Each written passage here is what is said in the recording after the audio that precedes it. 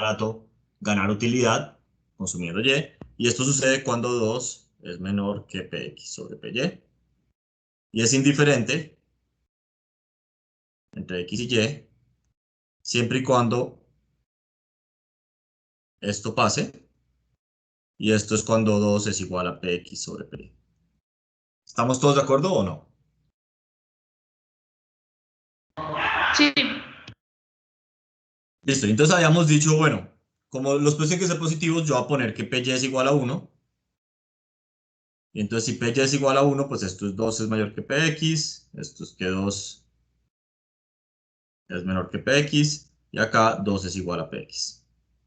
Entonces escribir eso ya en ecuaciones, es lo que teníamos por acá arriba. Básicamente dice, si el precio es menor que 2, yo consumo todo de X, entonces, pues ¿cuánto consumo? Consumo el ingreso dividido entre el precio de X. Si el precio es 2, consumo cualquier cosa entre 0 y el ingreso dividido entre Px. Y si el precio es mayor que 2, entonces consumo 0 de X. Y Y es, digamos, al revés. Si el precio es menor que 2 de X, entonces consumo nada de Y, porque todo lo consumí en X. Si el precio es exactamente igual a 2, entonces consumo cualquier cosa entre 0 y el ingreso. Aquí no tengo que dividir entre el precio de Y, porque el precio de Y es 1. O sea, sí divido, pero pues da 1. Y si el precio es mayor que 2, entonces gasto todo en Y, que sería el ingreso dividido entre el precio de Y, pero el precio de Y es 1, entonces, digamos, me gasto todo mi ingreso en Y. ¿Hasta ahí estamos todos de acuerdo o no? Sí, de acuerdo. Listo. Entonces, ya si estamos todos ahí, básicamente ahora hagamos el individuo B. Entonces, recuerden que el individuo B es XB más YB. Esa era su función de utilidad. Entonces, si hacemos algo parecido, pues digamos, a lo que estamos viendo ahorita, si consume X, gana un útil por cada, digamos, dividido entre el precio de X, por cada unidad que le cuesta precio de X. Y tener utilidad con Y, pues le gana un útil dividido entre el precio de Y. Entonces, él consume todo de X si un útil sobre Px es mayor que un útil sobre Py, o lo que es lo mismo, 1 es mayor que Px sobre Py. Todo de Y, siempre y cuando un útil, o sea, la utilidad que gana por cada precio invertido en X es menor que la utilidad que gana por cada precio invertido en Y, o lo que es lo mismo, 1 es menor que Px sobre Py. Y por último, es indiferente, siempre y cuando, pues, estas dos cosas sean iguales, o lo que es lo mismo, 1 es igual a Px sobre Py. Entonces, ahora escribo esto en términos matemáticos, entonces la demanda de B, que depende de Px, va a ser igual a, si el precio de X es menor que 1, esta primera condición, entonces él consume todo en X, entonces va a ser su ingreso dividido entre Px. Si el precio de X es igual a 1, entonces él consume cualquier cosa entre 0 y su ingreso dividido entre Px. Y si el precio de Px es mayor que 1, entonces él consume 0. ¿Estamos todos de acuerdo o no? Sí, todo ¿Sí? bien, profesor. Sí. Y la de Y, pues va a ser muy parecida. Entonces, básicamente, si el precio ahora es muy barato de X, entonces él no consume nada de Y, eso es 0. Si vale 1, él consume cualquier cosa entre 0 y Y. Y de nuevo, esto de acá debería ser Y dividido entre PY, pero PY es 1. Y por último, si el precio de X es muy caro, entonces él consume todo en Y, entonces es el ingreso. Dividido entre PY, pero PY es 1. Entonces ya con esto tenemos las demandas marshallianas, ¿de acuerdo?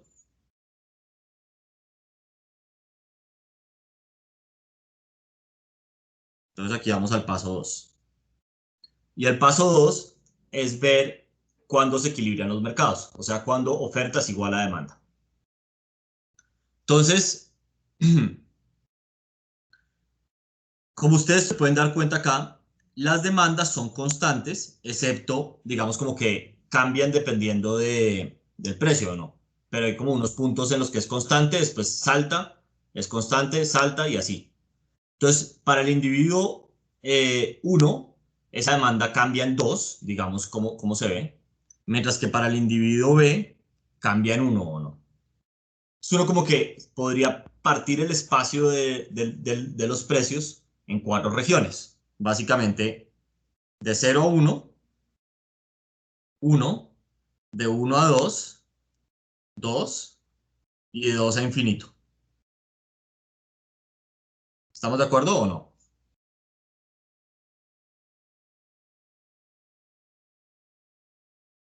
¿No? Profe, esta parte no la entendí. ¿La podría volver a explicar del paso 2? Sí, entonces, o sea, aquí, digamos, todavía no he empezado a hacer mucho, pero como las demandas, digamos, la de B, cambia cómo se ve en uno, digamos, como una demanda constante, en uno pasa algo raro y después más arriba de uno se vuelve cero, digamos, la de X. Y la de B, la del individuo A, cambias en dos. Es como la misma forma, pero cambia en dos. Entonces, lo que digo es, básicamente, entre 0 y 1, como que la demanda de ambos individuos se ve de una manera. En uno, o sea, en toda esa región. En uno, la demanda de ambos individuos se ve de una manera. Después de 1 a 2 se ve de otra manera, pero es constante, digamos, dentro de esa región. Eso es el precio de X, ¿no? Cuando el precio de X es 2, entonces, digamos, los dos se ve, pues en esa región que es un solo punto, se ve de una manera. Y después de 2 a infinito, se ve igual para toda la región cómo se ve la demanda de ellos, ¿o no? Sí, ok, perfecto. Listo. Entonces lo voy a analizar así como por casos. Entonces, arranquemos por esta región. ¿Listo? Ahora, otra cosa es que como hay dos mercados, por la ley de Walras, solo tengo que verificar si uno de los dos mercados se vacía, y si ese mercado se vacía, el otro también. ¿Estamos de acuerdo? Sí, de acuerdo.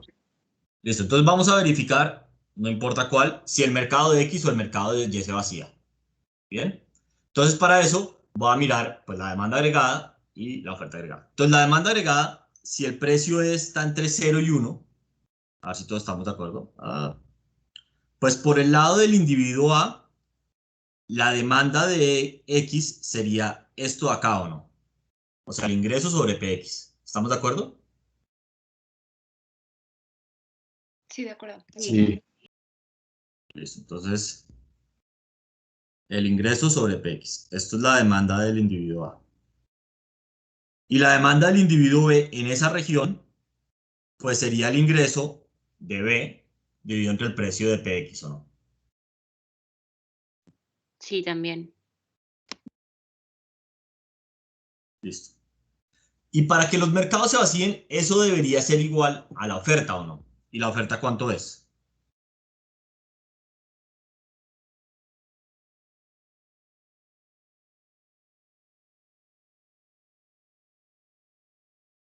A ver. La oferta, dos. si usted era 2 o no, hay 2 unidades de X. ¿Estamos de acuerdo? Listo. Y entonces acabo de poner 2, esto acá es la oferta agregada. Muy bien. Entonces ahora, el ingreso de ¿a qué es igual? Ustedes deberían saber.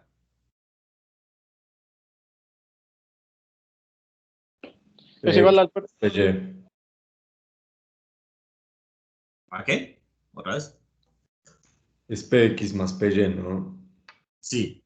Entonces básicamente es PX más PY, porque él tiene una unidad de X y una unidad de mercado, y eso es su ingreso, y esto es PX. Y el ingreso de Y, pues es parecido porque también tiene una unidad de cada cosa, es PX más PY dividido entre PX. Y PY, solamente para que recordemos, habíamos dicho que era 1 o no. ¿Estamos de acuerdo o no? Ajá. Listo. Entonces esto, en resumidas cuentas, termina siendo 2px más 2 sobre px, lo que es lo mismo que 2 más 2 sobre px. Y esa es la demanda agregada, ¿o no? Sí. Listo. Ahora, ¿cómo se compara esta demanda agregada con la oferta agregada que es de 2? Pues que los dos se van a cancelar, ¿no? Sí, pero o sea, ¿podrían llegar a ser iguales en algún punto? No, No, no se No, puede. exactamente. Este número siempre es mayor que 2, ¿o no? Sí. Sí. Especialmente si el precio de X está entre 0 y 1. porque pues cuando yo divido 2 entre un número que está entre 0 y 1, se vuelve un número más grande. Entonces, la demanda es mayor que la oferta. ¿Estamos de acuerdo? Y por ende, los mercados no se vacían y no estamos en equilibrio. Entonces, digamos que acá no hay equilibrio. Una pregunta. ¿Sí? Entonces, ahorita lo que estamos viendo es, o sea, probar con diferentes rangos de precios y encontrar un rango de precios donde sí se vacíen los mercados, donde sí estén iguales y que haya Exactamente. equilibrio. Ok, perfecto. Pero si se dan cuenta, eso en realidad es lo que siempre hacemos. Solo te quiero como enfocarme en eso un segundo. Si nos volvemos al primer ejemplo que vimos, que era el de la Cobb Douglas, que lo tengo por acá arriba, no sé dónde. La Cobb Douglas, no, acá no está. Entonces la Cobb Douglas lo primero que hicimos fue que encontramos, derivamos, ¿no? Hicimos la granjeano, encontramos la demanda marshalliana, que aquí las tengo, y listo, teníamos la demanda marshalliana. Y el siguiente paso era llegar y decir, bueno, oferta igual a demanda y ver a qué precios eso era verdad, a qué precios oferta igual a demanda. Lo que pasa es que como de ser unas funciones continuas, diferenciables, toda la cosa, eso se podía hacer con álgebra, digamos, tema de ecuaciones y ver para qué precios oferta igual a demanda. Como acá, las funciones de demanda no son continuas, porque tienen como estos saltos, entonces no podemos hacer un sistema de ecuaciones. ¿Estamos de acuerdo o no? Sí. Listo. Ok, entonces ahora miremos el precio igual a 1. Entonces, si el precio es igual a 1, ¿cuánto es la demanda del individuo A? Empezamos por el A. La tengo por acá escrita. ¿Es la misma que antes o no? Es el ingreso sobre el precio de X. ¿Estamos de acuerdo? Sí. Sí. Listo. Entonces sería ingreso sobre precio de X. Y la de B podría ser cualquier cosa o no. Sí. Sí. Entonces la voy a poner simplemente como demanda de B, porque puede ser cualquier cosa. Y la oferta no ha cambiado, sigue siendo 2. Entonces, ahora el ingreso de A, ya hemos dicho que era PX más PY sobre PX, ¿sí o no? Y la demanda de B puede ser cualquier cosa. Esto 2. Pero PY vale 1, porque nosotros nos normalizamos. ¿Y cuánto vale PX en este caso particular? Uno también, ¿no? Sí. Entonces, esto nos daría 2 sobre 1 más la demanda de B. ¿Y cómo se compara eso con 2? O sea, 2 más la demanda de B y 2. Entonces, para que oferta sea igual a demanda, ¿qué tiene que pasar? Que la demanda de B sea 0. Exacto. Entonces, la demanda de B tiene que ser igual a 0 para que oferta sea igual a demanda. Y si eso es verdad, como la demanda de B puede ser cualquier cosa entre 0 y, pues digamos, el ingreso dividido entre el precio de X, entonces la demanda de B puede ser 0, entonces aquí encontramos un equilibrio o no. Sí. ¿Estamos de acuerdo o no? Sí. Entonces, equilibrio. ¿Y cuál sería el equilibrio? Pues el equilibrio sería precio de X igual a 1, precio de Y igual a 1. El individuo consume en X, el individuo A consume en X 2 unidades, el individuo B consume 0 unidades, y de ahí podemos descifrar cuánto es el consumo en Y o no. ¿Cuánto sería YA? Cero. 0. Y YB, El ingreso de B sobre el precio de Y, ¿no? exacto, que va a ser 2. Porque esto va a ser PX más PY dividido entre PX, entre PY, y esto es 1, 1 y 1, o sea, 2 sobre 1. Y entonces esto acá sería un equilibrio. ¿Estamos todos de acuerdo o no? Sí. Sí. Veamos si hay más equilibrios, porque pueden haber más, ¿no? Entonces ahora estamos entre 1 y 2. Entonces, si estamos entre el precio entre 1 y 2, la demanda de A sigue siendo la misma de antes, ¿o no? Porque todavía el precio es menor que 2. ¿Estamos de acuerdo? Sí. Entonces sería IA sobre Px. Y la demanda de B, el precio está entre 1 y 2, ¿cuánto sería?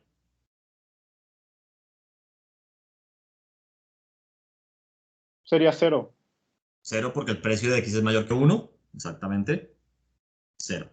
Y entonces esto sería Px más Py sobre Px, que es lo mismo que 1 más Py sobre Px. Les recuerdo que Py vale 1, o sea, da 1 más 1 sobre Px. Y ese es el lado de la demanda, y esto debería ser igual a 2, ¿o no? Sí, Ok. Ahora, si el precio de X está entre 1 y 2, ¿podría esto sumar a 2? No. Siempre va a dar menor. Exactamente. Esto acá siempre, siempre va a ser menor que 2. Entonces, no puede ser un equilibrio. ¿Estamos de acuerdo todos o no? Sí. sí, Sí, profe. Listo. Ahora, si el precio es 2, entonces la demanda de A, la tengo acá escrita arriba, puede ser cualquier cosa. Entonces la voy a escribir así simplemente como demanda de A. Y la demanda de B, si el precio es 2, ¿cuánto es? 0. 0. ¿Listo? Y entonces la demanda de A, digamos, necesitamos que esto de alguna manera, idealmente, eh, pues fuera igual a 2 o no. ¿Estamos de acuerdo? Sí. Sí, Entonces la demanda de A, lo más grande que puede ser, sería el ingreso sobre el precio de X o no. sí, Sí, justo. Y el ingreso es Px más Py sobre Px. Y entonces, no sabemos cuánto valen todos esos números. Sería 2 más 1 dividido entre 2 o no. Sí. O Sí. 3 medios. Y la demanda de B, pues es 0. Entonces, lo más grande que puede ser la demanda agregada es 1.5 o no. Sí. Que es menor que 2. Entonces, por esto, no hay equilibrio tampoco acá.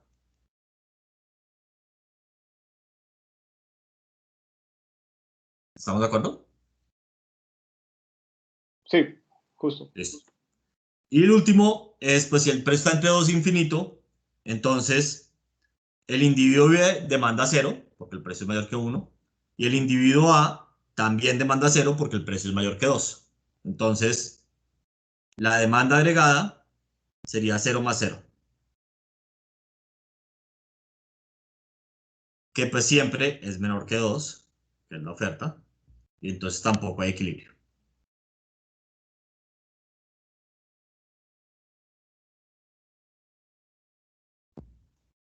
¿Estamos de acuerdo o no estamos de acuerdo? Sí, profe. Pero entonces, o sea, sí puede haber más equilibrios cuando son sustitutos perfectos. O sea, pues encontramos que en este ejemplo particular hay uno solo. ¿Estamos de acuerdo? Sí. Sí, en este sí. Depende de las curvas de demandas, podría potencialmente haber más de uno. Ok. Va. Gracias, profe. Sí. Listo. Perfecto. Entonces, antes de cambiar de diapositivas, porque vamos a las siguientes diapositivas, ¿alguna pregunta sobre, bien sea este ejemplo o los dos ejemplos que vimos la clase pasada? Profe, yo tengo una duda. Si las dos ¿Sí? son como las mismas rectas, entonces como que el equilibrio podría ser en todos los precios que nos dieran como acá. O sea, si fueran exactamente la misma recta.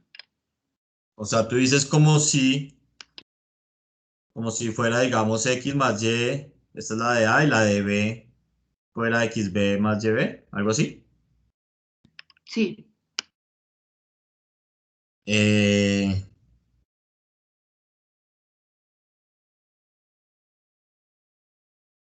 entonces, Pati, ¿tú estás diciendo que cualquier cosa podría ser equilibrio? Sí, o sea, que se podría dar a cualquier precio X, como en el ejemplo que hicimos ahorita, la tablita. No, según yo no. Te voy a decir un ejemplo como rápido, ¿por qué no? Estamos de acuerdo que la demanda de A, pues digamos, esto es igual que las demandas de B de ahorita, ¿no? Entonces la demanda de A sería, digamos, ingreso sobre PX, si PX es menor que 1, Si X es 1, es cualquier cosa. Y si es mayor que 1, es 0. Y la de B es parecida. Antes con el ingreso de B, ¿no? Px es menor que 1, 0. ¿Estamos de acuerdo o no? ¿Hasta ahí? Sí.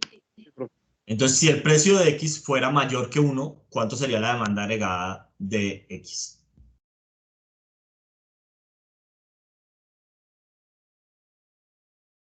Cero. Entonces, si el precio fuera 2, por ejemplo. Cero, ¿no? 0 porque ambos demandan 0. Y entonces ahí la demanda no se podría balancear con la oferta nunca, ¿o no?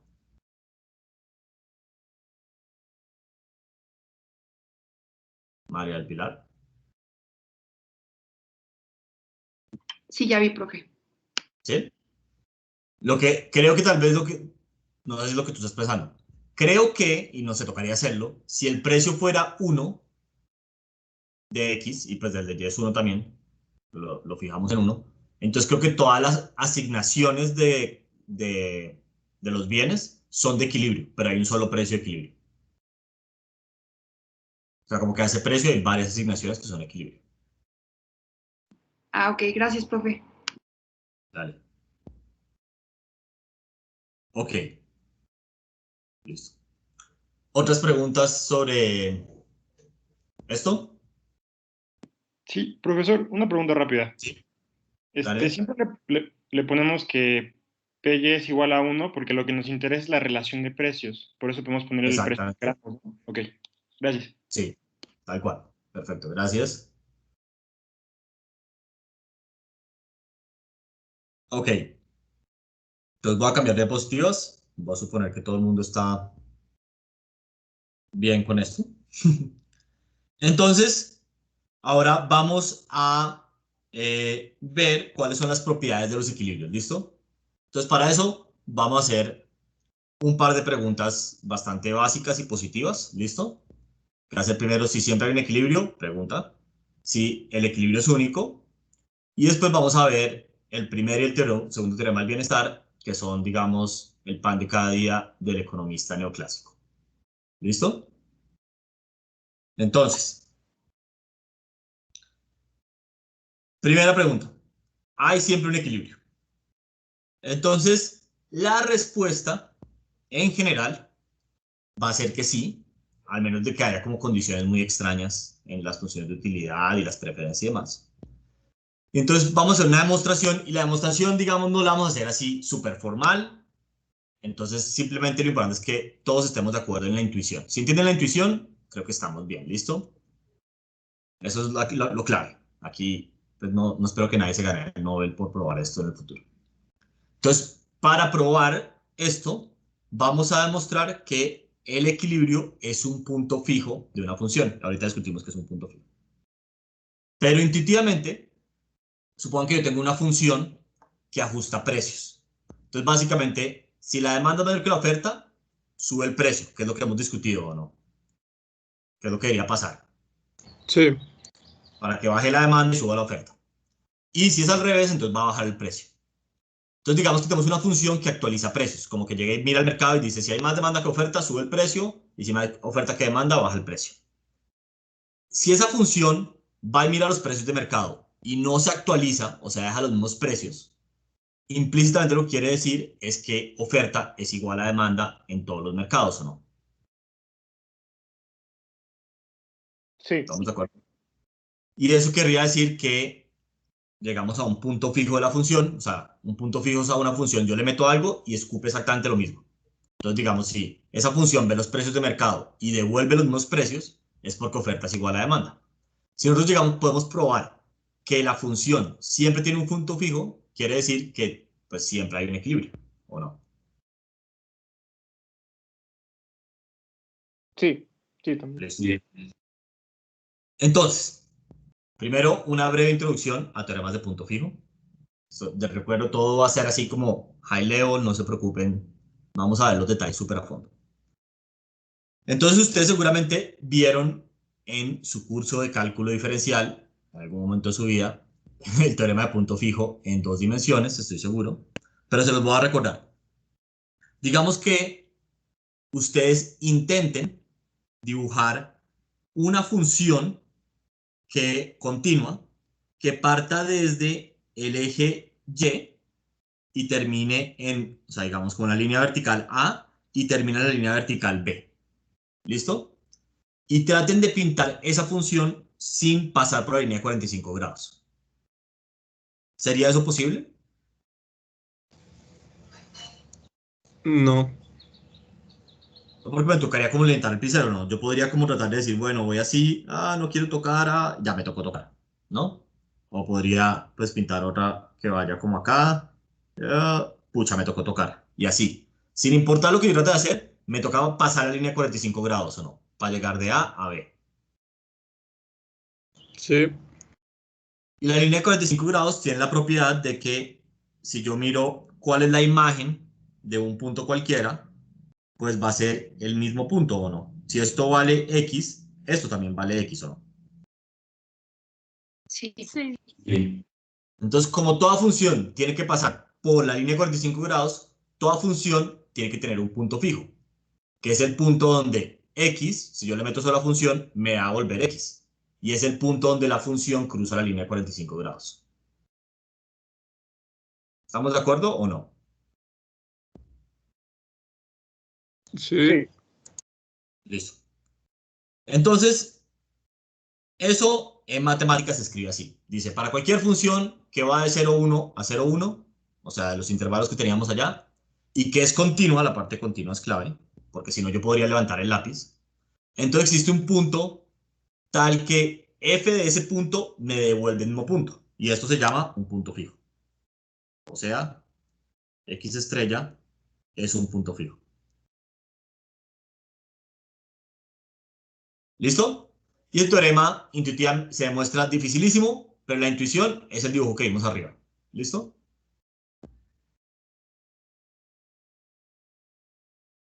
Sí. Sí. Listo. Ok, entonces ese teorema que existe en 2 dimensiones se puede escribir en muchas dimensiones. ¿Listo? Y lo que dice el teorema es algo de esta manera. Supongamos que usted tiene un triangulito, ahorita explicamos el triangulito que es, pero tenemos una función que va de un espacio al mismo espacio, o sea, de un espacio vectorial al mismo espacio vectorial, y que es continua. Entonces, lo que dice el teorema es que existe un punto tal que f de ese punto me da lo mismo, o sea, P estrella es un punto fijo. ¿Listo? Y donde ese triangulito, pues básicamente es tal que la suma de los P's, o sea, la suma de los elementos de ese vector es igual a 1. ¿Listo? Esa parte no va a ser muy importante. Entonces, básicamente, este es un teorema de punto fijo, pero en varias dimensiones.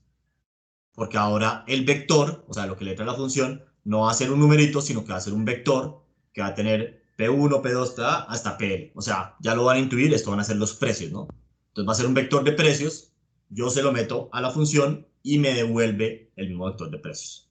Ahora, ¿por qué hago que la suma de estos PL sea igual a 1? Esto es básicamente una manera de normalizar los precios. Esto no es diferente a decir que el precio de Y, digamos, sea igual a 1. Lo que estoy haciendo es normalizándolo diciendo que el precio de X más el precio de Y es igual a 1. ¿Por qué puedo hacer eso? Porque recuerden que si algo es un precio de equilibrio, cualquier vector, o sea, cualquier escalar por ese vector también es de equilibrio, ¿no? Entonces, digamos, si P estrella es de equilibrio, entonces P estrella dividido entre la suma de los PLs también es de equilibrio, ¿no? Sí. ¿Listo? Y si yo hago esto, y a esto lo llamo Q, ¿cuánto es la suma de los Q estrellas?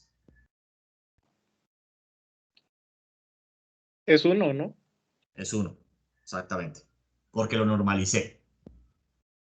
Entonces es un truco matemático para normalizar las cosas, pero no le paren mucha atención. ¿Listo? Ok, entonces ese teorema existe y digamos la prueba es súper complicada, pero intuitivamente es lo que vimos en 2 dimensiones. Es imposible como evitar esta línea, que en realidad sería como un plano, un hiperplano, de 45 grados, Entonces, como es imposible evitarla, toda función tiene un punto fijo. ¿Listo? Sí. Entonces, de nuevo, el objetivo es probar que todo equilibrio, o sea, que todo mercado tiene un equilibrio. ¿Cómo vamos a hacer eso? Vamos sobre el teorema del punto fijo. Entonces, lo que vamos a hacer es que esta función, vamos a tratar de adaptarla al teorema del punto fijo. Y esta función, recuerden que la intuición es, pues hay una, si la demanda es mayor que la oferta, yo debería subir los precios. Si oferta es mayor que demanda, yo debería bajar los precios. Entonces, esta función, vamos a llamarla la función de, o sea, vamos a tratar de que sea la función de ajuste de precios. Y si la función tiene un punto fijo, pues es porque hay un punto donde no me toca ajustar precios. Y si no ajusto precios, es porque oferta es igual a demanda. ¿Listo? Ok.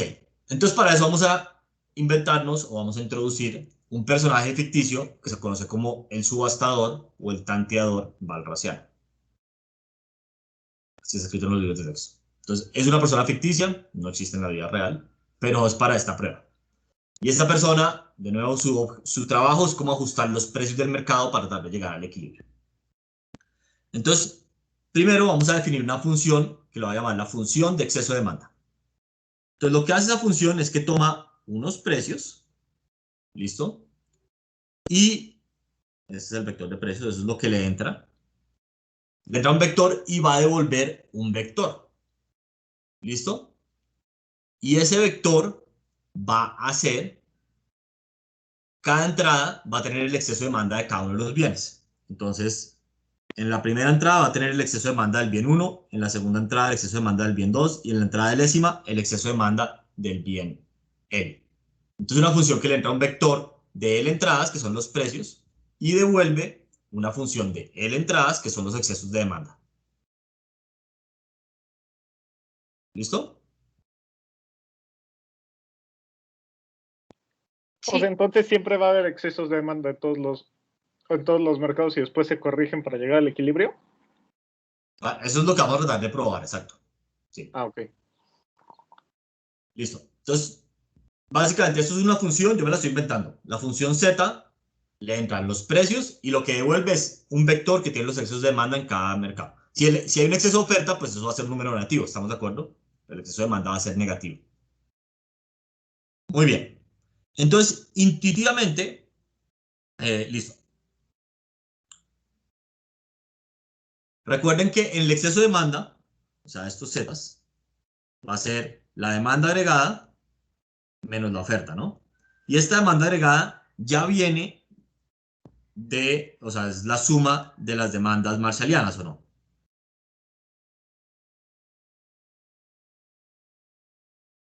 Entonces, si a esta función de exceso de demanda, yo puedo probar que algo es un equilibrio competitivo, si solo si, cuando yo le meta un P, él me va a volver un vector de ceros. O sea, esto realmente es un vector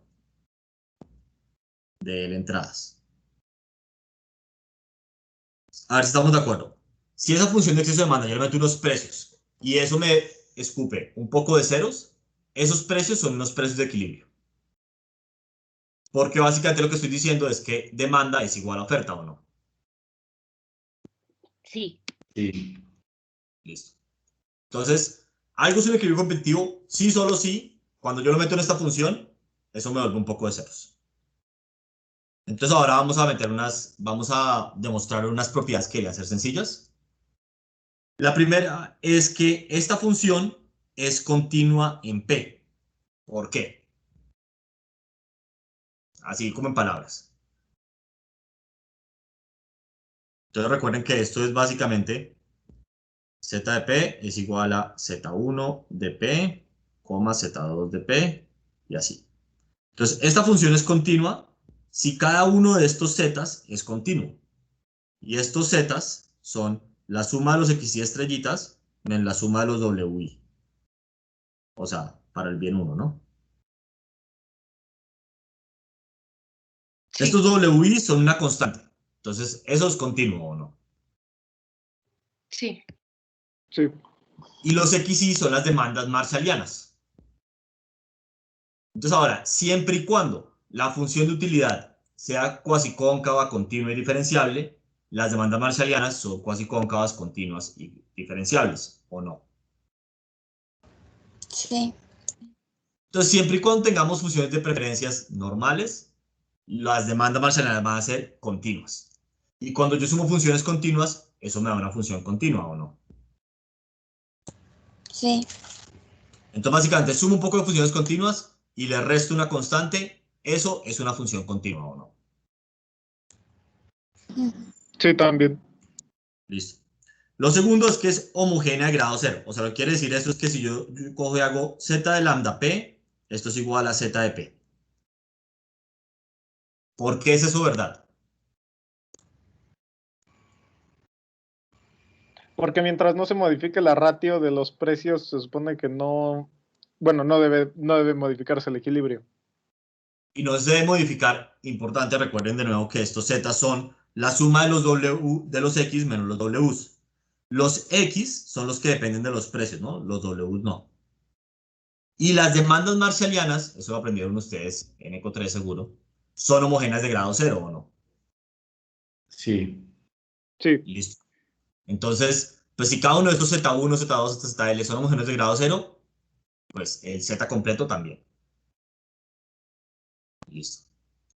Y por último, está la ley de Walras escrita de la última manera, que es la manera más útil de todas. Y es que P por ZP es igual a cero.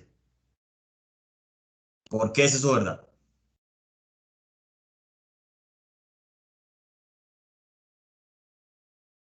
Porque para que se cumpla se tienen que vaciar los mercados y la única opción es que se vacíen los mercados o que los precios sean cero, pero los precios no pueden ser cero. No entendí eso. A ver. ¿No es No. porque ZP quedamos que iba a ser igual a cero si estaba en equilibrio? Exacto, pero lo que dice esta ley, eso es un gran punto, estoy de acuerdo. Si estamos en equilibrio, se cumple casi que por construcción, ¿o no? Porque entonces ZP es cero. Pero, muy importante, esto acá se cumple para todo P, incluso si no es un precio de equilibrio.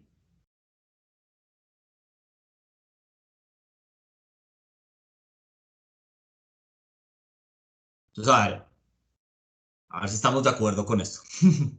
Vamos a ver.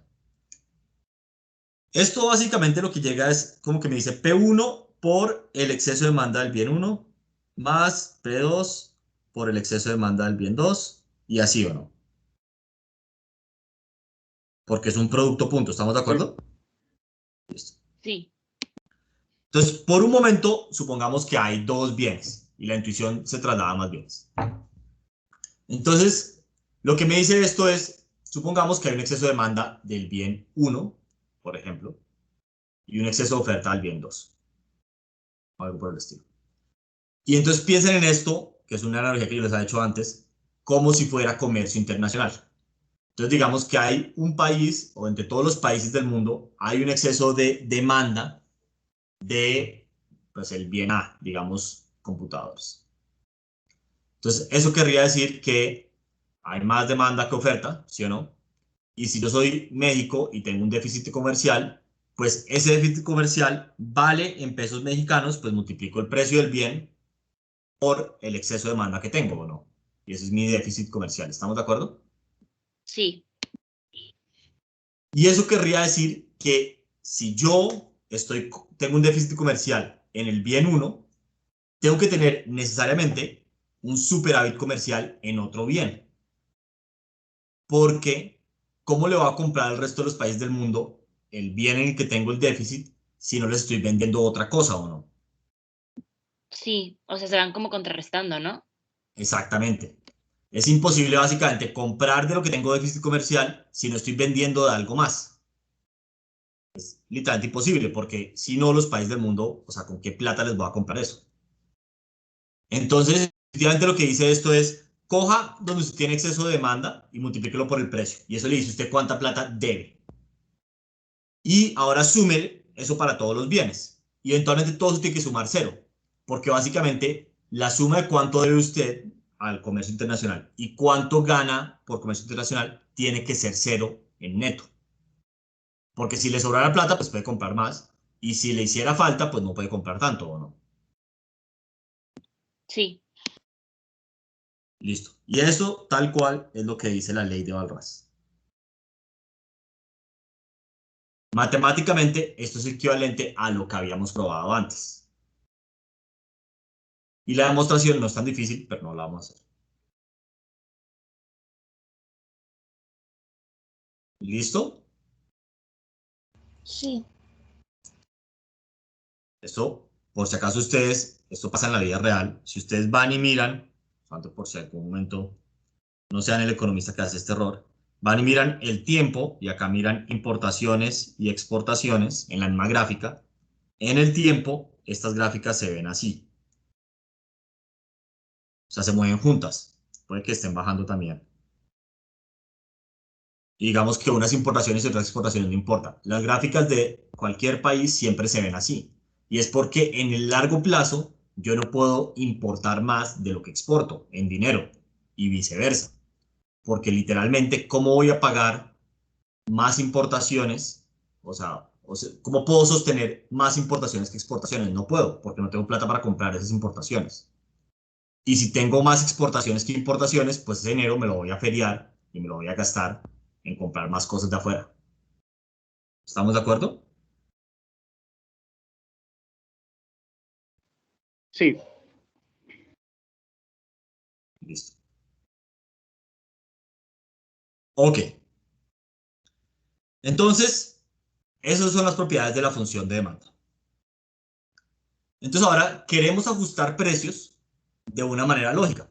O sea, básicamente, si hay un exceso de demanda positivo, o sea, más demanda que oferta, deberíamos subir los precios. Y si hay un exceso de demanda negativo, o sea, un exceso de oferta, bajamos los precios. Entonces, la propuesta que yo les voy a hacer es que actualicemos los precios de esta manera.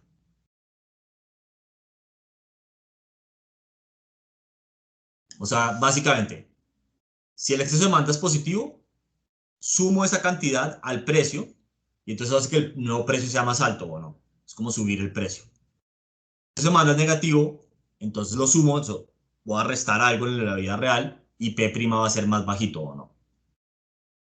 Pero, profe, o sea, P' es va a ser el nuevo precio. Exactamente. Entonces lo que digo es cojan los precios viejos, sumen la demanda y eso va a ser el nuevo precio.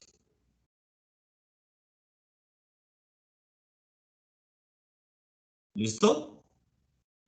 Noten que estos son vectores, ¿no? O sea, esto es como P1', P2', hasta PL'.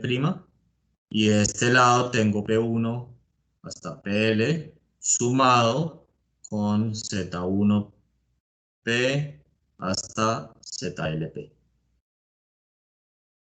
¿Estamos de acuerdo o no? Yo tengo una pregunta. Sí. Eso se hace porque, o sea, por ejemplo, si tenemos un exceso de demanda positivo, cuando se lo sumamos al viejo precio, o sea, P' sube, o sea, es más grande. Entonces, es para Exacto. esos como desbalances en el mercado. Exacto, es como para tratar de ajustar los desbalances. Entonces, si hay un exceso de demanda positivo, yo quiero subir el precio para que oferta sea igual a demanda y viceversa. Y si es negativo, pues ya baja el precio, ¿verdad? Ok. Exactamente. Perfecto. Sí. Ahora, acá hay un tecnicismo y es que yo no puedo tener precios negativos. Y es posible que el exceso de demanda sea tan negativo que cuando sumo P más exceso de demanda, negativo, o sea, exceso de oferta, eso me dé negativo. ¿Estamos de acuerdo o no? O sea, sería básicamente porque como tenemos un exceso de oferta, entonces tiene que bajar o sea, se suma el precio Queremos bajar el original precio, ajá. pero puede que nos pasemos básicamente y lo volvamos negativo. Porque pues ZP puede que sea, no sé, 500 millones y el precio fuera 3 pesos y entonces pues menos 500 millones. Y entonces cuando lo sumamos pues me da menos algo, el precio nuevo. Y eso no se puede, no puedo tener precios negativos. ¿O no? Y no sería, o sea, el exceso de ya sea demanda o oferta, pero no el agregado, o sea, lo dividimos entre la cantidad. Claro, entonces es lo que vamos a hacer acá. Entonces voy a hacer un par de trucos al mismo tiempo. El primero es que voy a sumarle solamente el máximo entre 0 y ZP. ¿Para qué? Básicamente, si hay un exceso de demanda, si lo subo y subo el precio. Y si hay un exceso de oferta, no le hago nada. Pero como lo que importa son los precios relativos, entonces si hay un exceso de oferta en un mercado, tiene que haber un exceso de demanda en otro mercado, ¿o no? La misma lógica de comercio internacional que acabamos de hablar, ¿o no? ¿Estamos de Sí, acuerdo? Sí, Entonces, ok, si hay un exceso de demanda en un mercado, entonces a ese mercado le subo el precio, a los demás se los dejo igual, digamos que a los que tienen exceso de oferta, pero como lo que impone es el precio relativo, pues realmente es como si el precio relativo hubiera caído, ¿o no?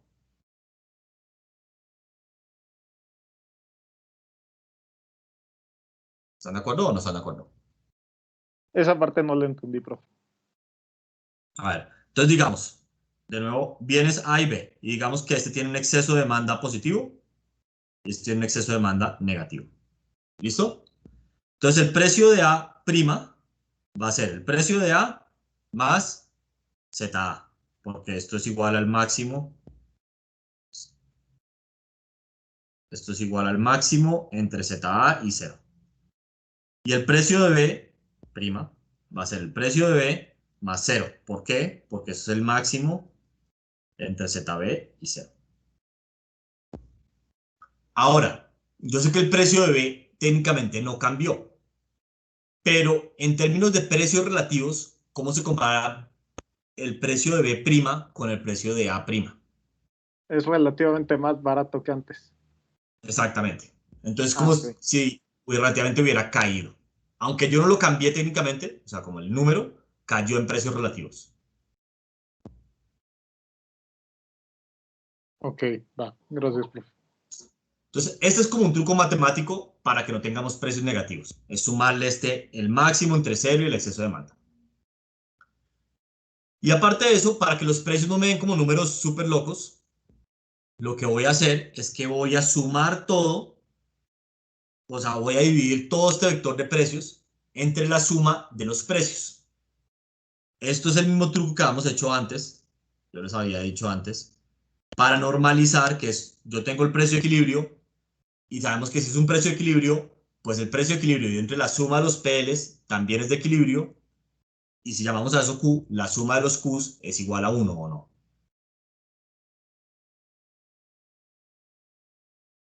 ¿Estamos de acuerdo? O sea, es la cantidad de Qs totales. O, sí, o sea, la suma de los Qs, que los Qs son los precios, ¿no? O sea, no sé si tal vez no lo llaman así, pero los Qs son otros precios que llamé Q estrella. Tal vez le voy a poner otra letra. Lo voy a llamar B estrella. Porque, para que no se confunda con... Entonces los precios B son precios también de equilibrio y suman 1. Entonces como que uno le puede aplicar el teorema o no, básicamente. Pero en términos de precios relativos son los mismos o no. Sí. Ok.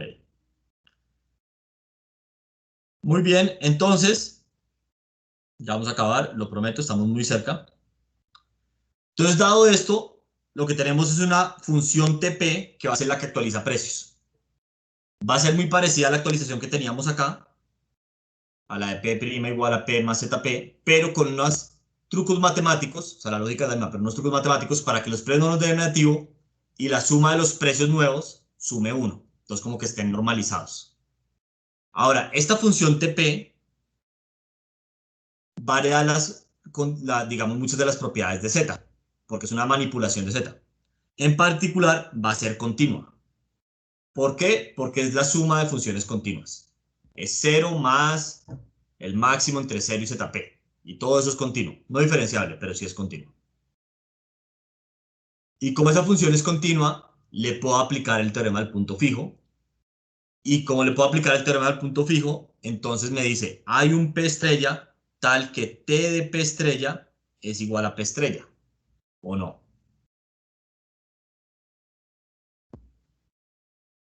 sí, Listo.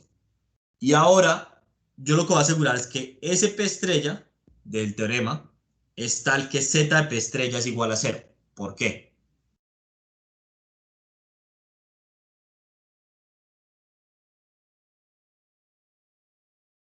Entonces recuerden que TP estrella es básicamente el máximo entre 0 y Z1 de P. Porque ya no va a haber excesos, ¿no? Exacto. Exactamente. Entonces máximo entre 0 y Z2 de P más P2 y así. Y entonces si esto lo que me dice es que todo esto va a ser igual otra vez a P estrella, o sea, P1 hasta PL, pues lo que tiene que estar pasando, ustedes lo pueden ver ahí en la ecuación, es que ZI, Z es igual a 0 en todos los casos.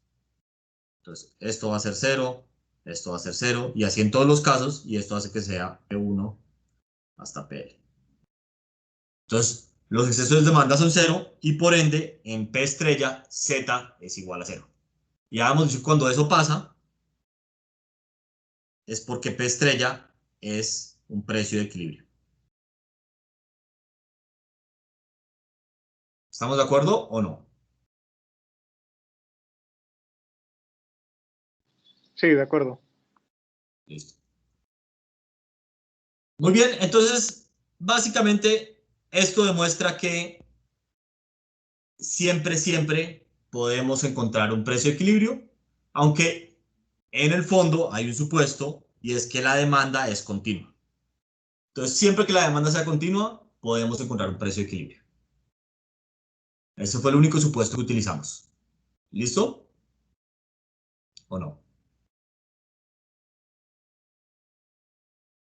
Creo que sí. Sí. Listo. Aquí, igual lo más importante es como que tienen la idea abstracta de todo esto y es los precios de mercado se van ajustando. ¿Cómo se ajustan? Pues si hay más demanda que oferta, sube el precio. Si hay más oferta que demanda, baja el precio. Y lo que demostramos matemáticamente es que ese proceso va a converger eventualmente a unos precios. Y va a converger siempre y cuando la demanda sea continua, que es casi siempre. ¿Listo? Sí. Sí. Muy bien. Obviamente, pues no siempre la demanda es continua y entonces, por ejemplo, traten de hacer este ejemplo en la casa. Cuando las funciones son así, o sea, la utilidad de A, digamos, el mínimo entre X y la de B es el máximo entre X y B, y estas son las funciones iniciales, ahí no va a haber equilibrio.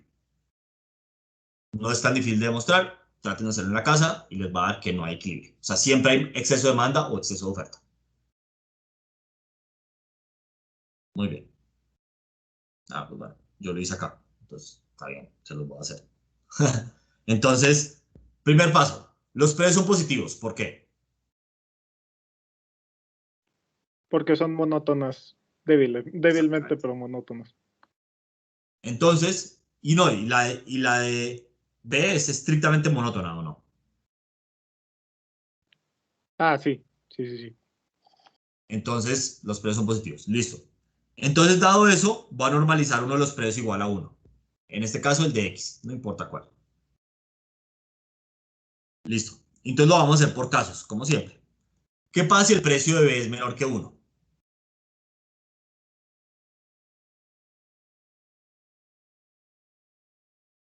Entonces, piensen esto desde el punto de vista del individuo B. Para el individuo B, dado que su función de utilidad es el máximo, lo que tiene sentido siempre es o todo de Y o todo de X, o no. No tiene sentido gastarme un poquito de plata en X y un poquito de plata en Y, ¿o no? Porque mi Sí. utilidad es el máximo de las dos, ¿o no? Sí.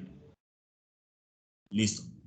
Entonces, ahora, él puede ganar, digamos, un útil por cada unidad de X a precio PX, si se lo gasta todo en Y, en X, o en Y se puede ganar un útil por cada, dividido entre el precio de Y, si gasta todo en Y. Si el precio de Y es menor que 1, ¿qué le conviene más? ¿Gastar todo en X o todo en Y? Todo en Y. Sí, todo en Y. ¿Listo? Entonces él demanda todo lo que puede de Y, y la demanda de Y de él, pues es 1 sobre PY más 1. ¿Este de dónde sale? Pues básicamente de PX por 1 más PY por 1 sobre PY. ¿Por qué 1? Porque él tiene una unidad de cada bien. ¿Estamos de acuerdo o no?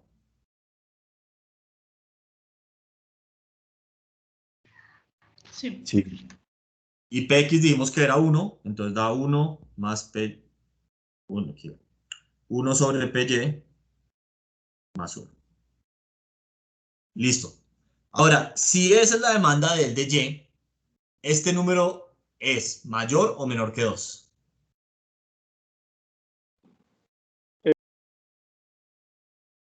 ¿Cómo? Es mayor que 2. Exacto. Y 2 es la oferta agregada, ¿o no? Sí, O sea que sin ni siquiera mirar el individuo A, la oferta agregada del individuo B es más, o sea, la demanda del individuo B es mayor que la oferta y por ende no puede haber equilibrio, ¿o no? sí, Listo. Si el precio es mayor que 1, va a ser muy parecido, pero con X. Entonces, ¿por qué? Porque si el precio es mayor que 1, él va a demandar todo de X, ¿o no? sí, también. ¿Listo? ¿Y cuánto demanda el de X? Pues lo mismo, PX más PY sobre PX. PX, recuerden que habíamos dicho que era 1, entonces daría 1 más PY. Y ahora, dado que PY es mayor que 1, lo que demanda de X es mayor o menor que 2.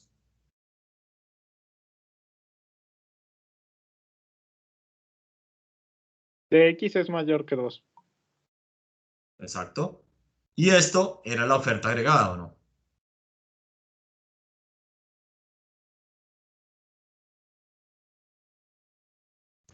Sí. Sí, Entonces no puede haber equilibrio y nos queda un último caso, que es qué pasa si el precio igual a 1. Entonces, B va a demandar o de X o de Y, le da igual o no, pero demanda o todo de X o todo de Y. ¿Estamos de acuerdo? Sí. Entonces va a demandar o 2 unidades de X o 2 unidades de Y, porque son exactamente 2. porque cuestan lo mismo. Exacto, porque el precio es 1 para todo. Entonces, él va a gastar todo su ingreso, que es 2, en piensa todo de X o todo de Y, y entonces va a tener o 2 unidades de X o 2 unidades de Y. ¿Estamos de acuerdo o no? Sí. ¿Y qué haría el individuo A acá? Pues Ah, consumiría recuerden que el es el que resto, tiene. ¿no? O sea, porque A más o menos le pasaría lo mismo. Bueno, no, perdón, Más o perdón. menos. Pero la utilidad de A sería 0 siempre, ¿no? En este caso. O sea, cuando Pero, o consume sea, P2. enfoquémonos en la demanda. Entonces, ¿cómo sería la demanda de A? Recuerden que Px es igual a 1 y Py es igual a 1. Y su utilidad es el mínimo entre X y Y. ¿De acuerdo? Sí. Consumo balanceado, ¿no? Exacto. Si quieren lo pueden ver así como en la curva. Entonces, dado que el precio de ambas cosas es 1, su restricción presupuestal es esto, ¿o no? Sí, la senda de expansión es la línea de 45 grados. Exacto. Y entonces él consume en este punto, ¿o no? O sea, él demanda uno de cada bien, ¿o no?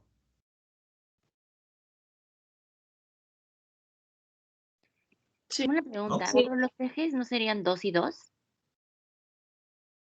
2 y 2. Ah, sí, toda la razón. O sea, la intersección. Sí, sí, sí. Y Ajá. esto sería un... Sí, sí, sí. Gracias. Sí, sí, sí, toda la razón. Pero entonces, digamos, él lo que quisiera demandar a sus precios es uno de cada bien, ¿o no? Sí. Entonces, en alguno de los dos mercados tiene que haber exceso de demanda, porque B demanda o 2 de X o 2 de Y. Si digamos que demanda 2 de X, entonces la demanda agregada sería 2 del individuo B más 1 del individuo A, 3 unidades de demanda, que es mayor que la oferta. ¿O no?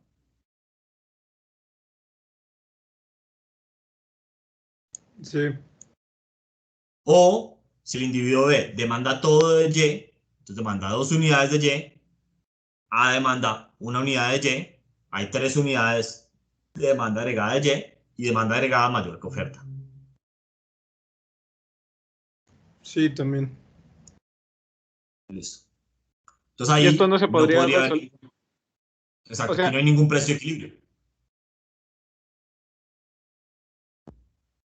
¿Esa es tu pregunta, Raúl? sí, yo tenía duda, entonces, esto no lo, o sea, esto vamos a tener que nunca va a haber un equilibrio en este caso, pero por ejemplo, con una caja de Edgeworth no se podría resolver, ¿o no? No, o sea, porque una caja de Edgeworth simplemente es como un artificio para usar esta misma lógica matemática que acabamos de hacer. Lo pueden hacer con la caja y les va a dar lo mismo, que va a haber exceso de más. Sí, exacto. Ok, va. Listo. Ok, entonces ya sabemos que en general sí hay un equilibrio único, pero pues en casos raros que la demanda no es continua, puede que no. Listo. Ahora la siguiente pregunta es si el equilibrio es único. ¿Cuál es la respuesta a eso? Eso ya la deberían saber.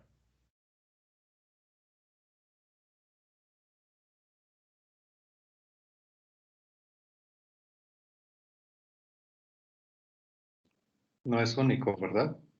Porque hicimos un ejemplo en el que había infinitos equilibrios, ¿o no? Incluso. El de complementos perfectos, ¿o no? Justo. Sí.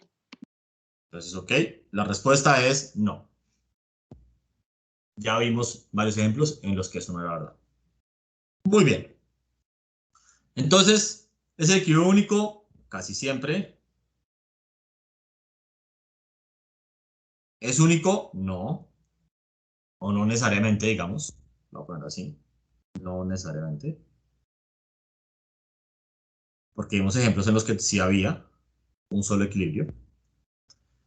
Y eso, digamos, resuelve lo que yo llamaría las dos cosas como básicas sobre el equilibrio. Y ahora vamos a los teoremas del bienestar. Entonces, veamos el primer teorema del bienestar. ¿Listo? El primer teorema del bienestar dice lo siguiente, ahorita vamos a ver qué quiere decir eso en palabras. Dice, considera una economía de intercambio, o sea, como las que hemos estado viendo, y suponga que todos los consumidores tienen función de utilidad monótonamente crecientes. Eso es lo único que se necesita, que las funciones de utilidad sean monótonamente, débilmente crecientes. O sea, más es mejor que menos, o igual. Si eso es verdad, entonces, un equilibrio, que recuerden que está compuesto de una asignación y de un vector de precios, que es un equilibrio competitivo, como los que hemos visto, cumple con que esa asignación de recursos es eficiente en el sentido de Pareto. O sea, lo que dice esto es, siempre y cuando se cumpla algo muy básico, que es que uno prefiera más que menos, toda asignación de equilibrio es eficiente en el sentido de Pareto.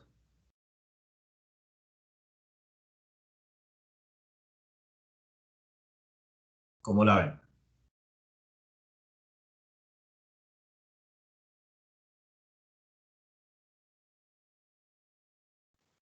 Pero ¿podríamos ver un ejemplo donde sí se cumple? Claro, ya hemos visto bastantes. Entonces me voy a volver uno acá a la gráfica. No, me voy a volver a la clase anterior. La clase anterior, por ejemplo, si ustedes recuerdan, vamos a ver varios. Teníamos el ejemplo de las Cobb Douglas, que está acá. Chan, chan, chan, chan, chan. Ya hemos visto que este era el resultado al final. Entonces, básicamente, si recuerdan, nosotros hemos hecho la curva azul, la hemos hecho hace como 2 semanas, o una semana, que era la curva de contrato. Lo que estaba dentro del ojo eran los intercambios voluntarios y el equilibrio era justo el punto rojo. Y el punto rojo está sobre la curva de contrato. O sea, acá se cumple. ¿Por qué? Porque básicamente todo equilibrio competitivo, o sea, el punto rojo, es un óptimo de Pareto, ¿o no? Sí. Sí. Listo. Obviamente aquí también se nota que va en una dirección, ¿no? O sea, dice todo equilibrio competitivo es un óptimo de Pareto. Pero aquí se ve que hay óptimos de Pareto que no son equilibrios competitivos. ¿Estamos de acuerdo?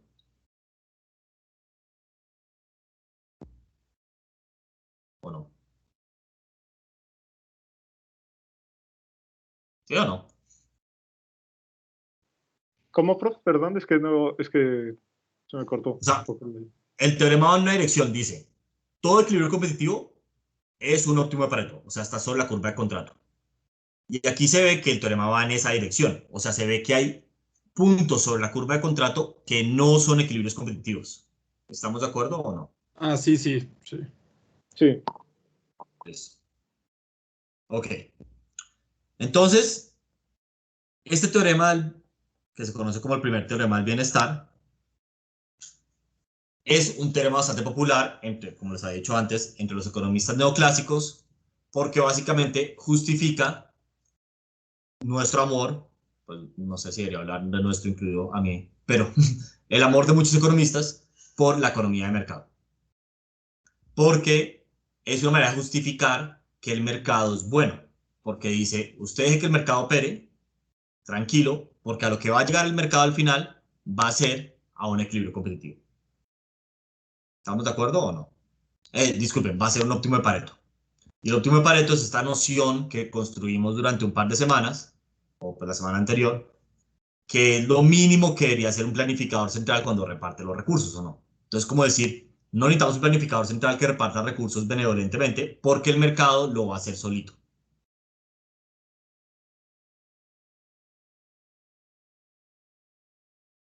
¿Estamos de acuerdo o no? Que eso es lo que dice el teorema. Sí. Sí, de Sí. acuerdo. Ahora, varias consideraciones. La primera es, recuerden todos los supuestos que yo les dije que estaban escondidos en la matemática detrás de esto. Si esos supuestos no se cumplen, por ejemplo, si los mercados no son perfectos, o si a la gente le importan las preferencias de otras personas, o si hay más de un precio, o si no hay un mercado porque hay un mercado negro, si algunas cosas se cumplen, o pues digamos, si alguno de los supuestos no se cumple, entonces el teorema no es verdad. Y entonces no podemos asegurar que el resultado del mercado es un óptimo de Pareto. ¿De acuerdo o no? Sí. Listo. Lo segundo es que recuerden que el óptimo de Pareto era como lo mínimo que uno esperaría que un planificador central, digamos, alcanzara. Pero si nos volvemos a la caja de Edgeworth, digamos típica, y esta es la curva de contrato, puede que el equilibrio del mercado sea este. O sea, básicamente el individuo A no se queda con nada y B se queda con todo. Y eso va a ser un óptimo de Pareto. Ahora, si ustedes consideran que es algo justo y bueno, es otra cosa. Aquí estamos garantizando lo mínimo. Más uno puede tener consideraciones éticas por las cuales le parece que a lo que lleva el mercado no es lo óptimo. ¿Estamos de acuerdo o no? Sí, de acuerdo. Sí, perfecto. Una discusión que se centra alrededor de esta gráfica, pensémoslo así, que se está dando hoy día, es la de las vacunas y de si la gente podría o no podría comprar vacunas. O sea, como en una economía de mercado. O sea, ustedes y yo si podríamos ir al mercado y comprar una vacuna mañana. Y es una composición en la que el gobierno ha cambiado varias veces de posición, pero no importa. Al principio el gobierno estaba diciendo que los privados no podían comprar vacunas y que todo se iba a hacer a través del Estado. Y muchos economistas, y no economistas, decían, eso no es eficiente, porque el mercado nos va a llevar a una óptimo de Pareto. ¿Estamos de acuerdo o no? Sí. Sí, de acuerdo. Ahora, estamos todos de acuerdo con eso. Pero si uno permite, en una situación en la que hay oferta restringida, como la de las vacunas, que la gente rica, digamos, con dinero, se compren vacunas primero, porque lo pueden hacer, eso implícitamente sería como priorizar el orden de vacunación por ingreso. ¿Estamos de acuerdo o no? Sí, de acuerdo. Entonces uno podría pensar que el equilibrio de ese mercado es algo como este. Es un equilibrio y es un óptimo de Pareto, pero es un lugar donde, digamos, los ricos tienen todo y los pobres no tienen nada, ¿o no? Sí. Y a la mayoría de las personas, no sé si ustedes, pero a la mayoría de las personas, esto les parecería injusto y antiético. Y entonces uno ahí podría justificar la intervención del mercado para ir a otro óptimo de Pareto, donde se priorice la vacunación por edad, por ejemplo, o a los médicos, o lo que sea. ¿Tiene sentido eso? Sí, sí, tiene sentido. Listo. Quiero hacer mucho hincapié en esto, porque yo veo mucha columna de opinión de economistas famosos, algunos profesores del ITAM, que suelen justificar cualquier bobada bajo este teorema. Y quiero que por favor ustedes no sean esas personas en el futuro. ¿Por qué? Pues muchas razones. La primera es que los supuestos para llegar a ese teorema son muy fuertes y en muy pocos casos se cumplen. Entonces uno estar diciendo que X o Y por el primer teorema del bienestar en una columna de opinión, en Reforma o en el Financiero, no tiene sentido en el 99.9% de los casos. Y la segunda es porque espero que, aparte de economistas que saben algo de matemática, también usen, no sé, la bioética que han aprendido en su vida, o por sus papás, o por la universidad, o lo que sea, para considerar si el óptimo de Pareto, al que probablemente ya el mercado, es justo. Porque puede que el mercado lleve un óptimo de Pareto, pero puede que como sociedad y como personas individuales no lo consideremos justo. Y eso debería estar en sus consideraciones. ¿Listo? Sí, profe. Sí, Listo. Sí, profe. Gracias, porque si no voy a llorar en el futuro. Entonces, dicho eso, entremos en materia y probemos el primer teorema del bienestar, que no es muy difícil de demostrar. Entonces, como buenos economistas, vamos a demostrar el primer teorema del bienestar por contradicción. ¿Cómo se demuestra algo cuando uno lo demuestra por contradicción? Se busca demostrar, o sea, lo contrario, y cuando no se logra demostrar eso, pues ya llegamos a demostrar que sí se cumple, ¿no?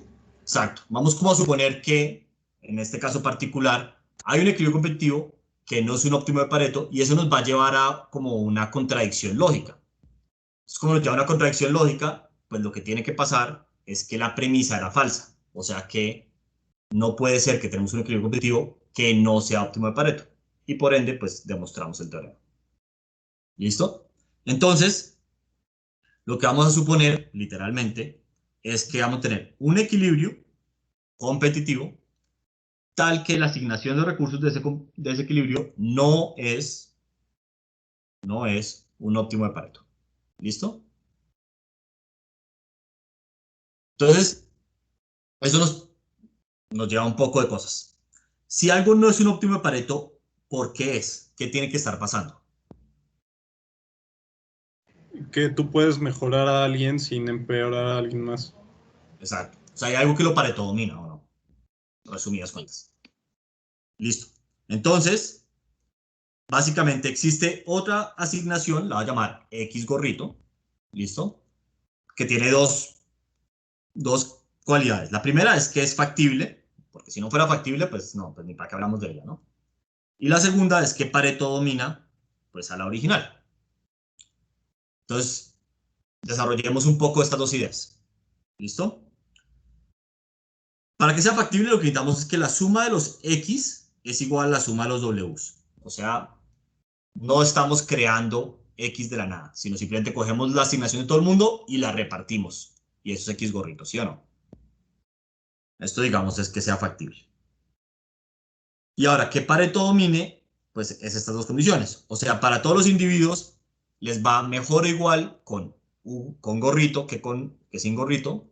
Y para alguna persona en particular le va estrictamente mejor que con gorrito que sin gorrito. ¿Estamos de acuerdo o no? Sí.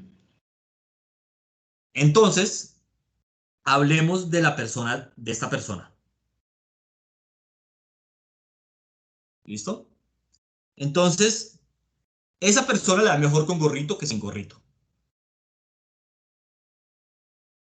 ¿Tendría sentido? O sea, o más bien, Si esa persona es mejor con gorrito que sin gorrito, tiene que ser que él a los precios de mercado no podía comprar X gorrito. Porque si lo pudiera comprar, pues lo hubiera comprado o no.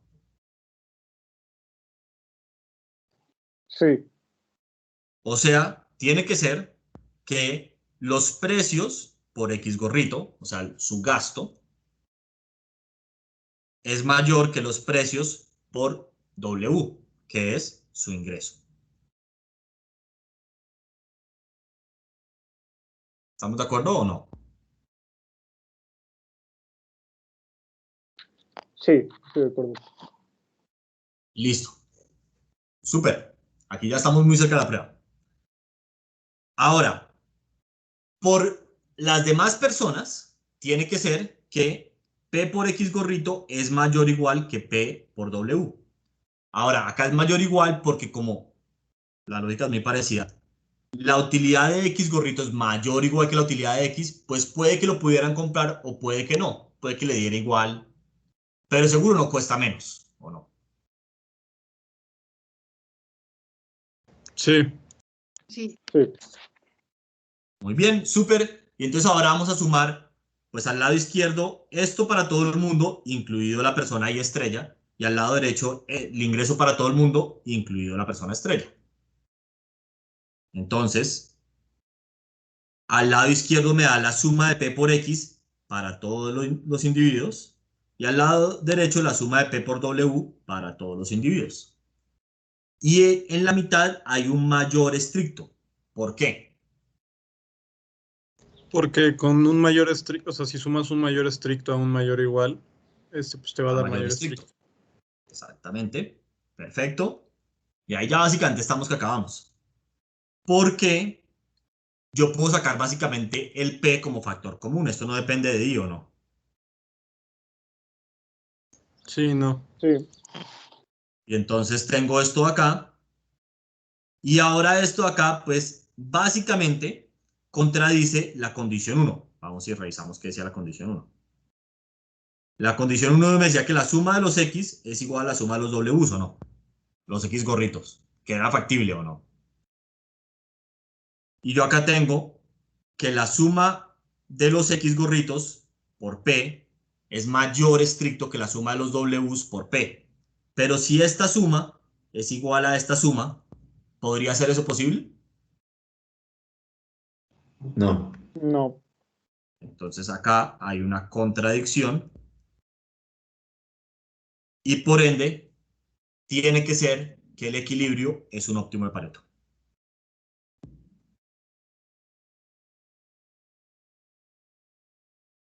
¿Estamos de acuerdo o no? Sí, profe. Listo. Entonces, un par de anotaciones rápidas. La primera es que, pues muy bien, lo logramos demostrar. Básicamente, sabemos que el mercado alcanza lo mínimo de eficiencia que uno esperaría de un planificador central. Esto tiene una condición práctica y es que puede ser útil en algunos casos para encontrar equilibrios competitivos, porque sabemos que todo equilibrio competitivo es óptimo de Pareto. Entonces, digamos, solo tenemos que buscar los equilibrios competitivos dentro de la curva de contrato, ¿o no? ¿No? Sí, o sea, justamente vamos a tener que buscar esto de que ya buscamos de la Z, que la Z por P sea igual a 0 dentro de esa misma, dentro de la misma curva de contrato. Eso podría ser una idea, pero una cosa importante. Recuerda que P por ZP siempre es 0, así P no sea de equilibrio. Lo que necesitarías buscar es que Z, P estrella, sea 0. Esto se cumple solo para el equilibrio, o sea, para los precios de equilibrio, mientras que esto se cumple para cualquier P.